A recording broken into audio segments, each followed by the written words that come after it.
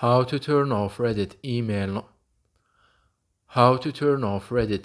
notifications. That's what I will show you in this video. But before we begin, make sure to subscribe to the channel and ring the bell to get notified whenever a new video is uploaded. With that said, let's get started.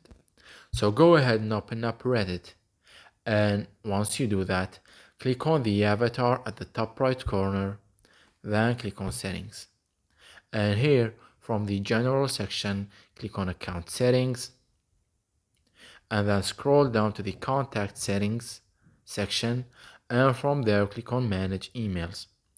And here you will be able to turn off and disable the email notifications that you will get from Reddit.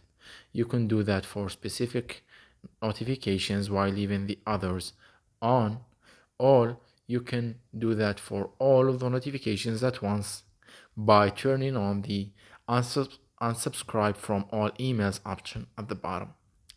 As you can see, once you turn on this option, you will disable and stop all of the emails that you will get from Reddit.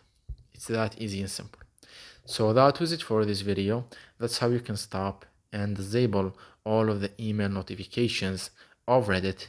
If you have any questions, please leave them in the comment section down below. With that said, see you in the next video.